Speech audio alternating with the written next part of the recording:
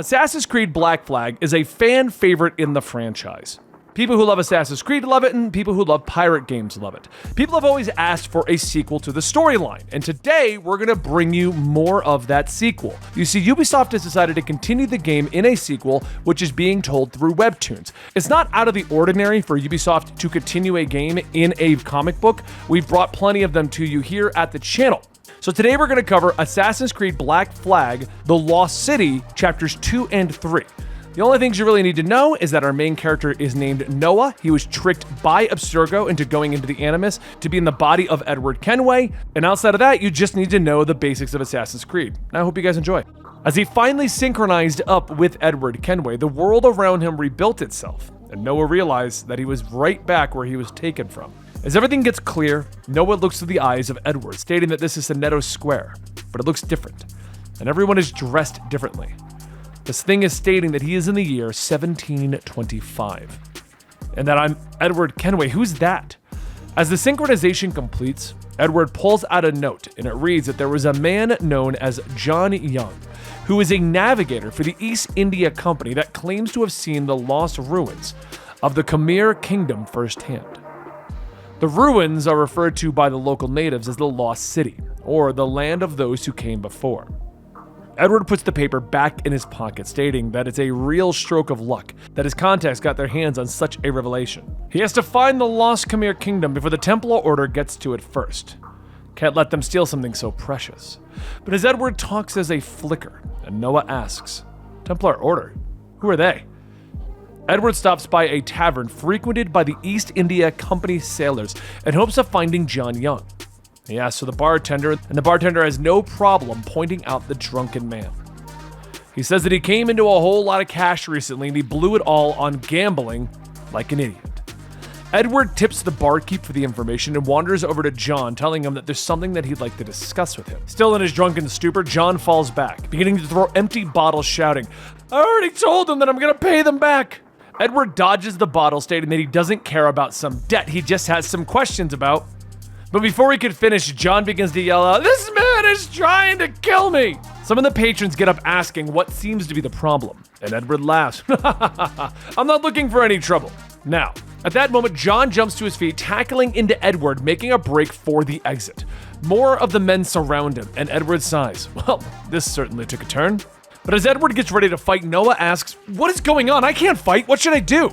One man swings, and Edward dances through the punch, avoiding the hit, delivering a kick of his own to the back of the man's head, flinging him into a nearby table. This, in turn, causes the men at the table to gang up on the man and create an all-out brawl at the tavern. With the entire tavern fighting, Edward uses the chaos to slip out unnoticed and unscathed. Once outside, he looks around for a moment to see John running and gives chase, stating, Well, I haven't played tag since I was a boy. Using his skills and agility, Edward jumps and climbs and swings his way, getting closer and closer to John. Finally leaping into the air, Edward comes back down onto the street in front of John, grabbing him, and John falls back, begging for him to give him more time to pay. Edward shouts at him again, I don't care about your debt! You've been bragging to all and sundry about the lost city of Khmer Kingdom. Where is it? Spill it before I slip back into my old habits from the pirate days. John shrieks, I'm sorry! That story was a lie, I made it up. It was just something I heard from my pal Hendrik. You know, the usual drunken ramblings from gossiping sailors, a tall tale for a tall pint. Edward continues his hold for a moment and then sighs at letting him go. I'll give you the benefit of the doubt. John, too, then sighs a sigh of relief and suddenly feels himself being pulled to the side as 3 throwing stars are thrown into the wall.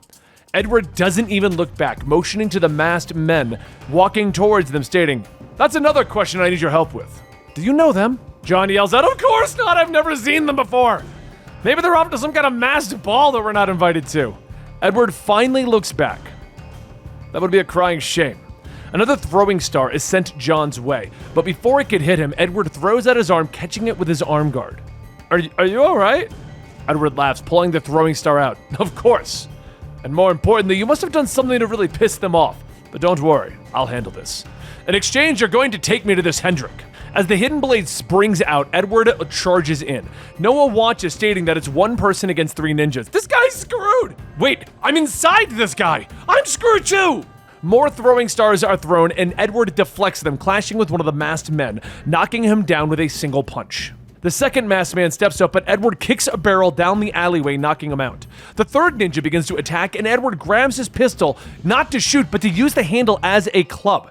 As the last one is taken out, John looks around. Okay, that was amazing. All three like it was nothing. Edward stretches his back a bit and scoffs. I'm getting rusty. Before, it wouldn't have even taken me 3 seconds. He looks back at the attackers. I haven't seen weapons like these before. Time to find out who they are. As Edward pulls the mask, he sees a Japanese man with a top knot, asking, "What sort of haircut is this?" As if answering, Noah, still in Edward's body. It's a Chanmage, but John, in the proper time period, says more in terms that Edward would understand, telling him that they're pirates from the east, mostly active in seas farther to the east, but sometimes they show up here. Why would they come after you? I have no idea. Like I said before, I've never done anything to them, or at least that I could think of and remember. Edward thinks about it for a moment and says, I might have an idea. It's because of your blabbering that's gotten you into this mess to begin with. The story that you told. They're after you because of it, and if they're after you, they most likely are after Hendrik. He could be in danger. The two run across to the boarding house for the East India Company sailors, and Edward looks up asking, which window is it? John points to a window in the corner, telling him that it's that one, but it's all dark. Edward then tells John to wait there. And if you run, I'll hunt you to the ends of the earth and hang you upside down as my ship's new figurehead. Yeah, that's fair, Pyro Man. With a few nimble jumps, Edward climbs into Hendrik's window. Noah watches how Edward does all of this with ease, telling him that not even a pro parkour runner could pull off this stuff. Who is this Edward Kenway? As Edward climbs into the window, he sees Hendrik beside his bed on the floor with a knife in his chest. Edward rushes over. What happened? And Hendrik coughs. Topango pirates. They barged in without warning. Edward tries to tend to the wound as best as he can, but he sees that Hendrik has already lost too much blood. He needs to find out about the ruins before he dies. Edward tells him to get himself together. He needs to know about, but Hendrik holds out a piece of parchment. It's a letter to my family. Please deliver it.